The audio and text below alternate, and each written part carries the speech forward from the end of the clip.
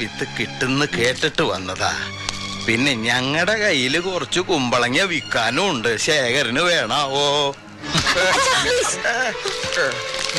ചത്തിട്ടില്ല താനൊന്നും അല്ലേ? ഇത്തം കൂടി ചേർത്ത തന്റെ കഴുത്തുണ്ടല്ലോ, എന്റെ രണ്ടു വിരലില്ല. നീലകണ്ഠന്റെ ഭാര്യ ഇവിടെ എവിടേക്കാ ഒന്നുകൊണ്ടിയിൽ കൊണ്ടുപോണേ? ഇവിടെ ചികിത്സയല്ലേ ഇവൾക്ക്? നീ മിണ്ടരുത്.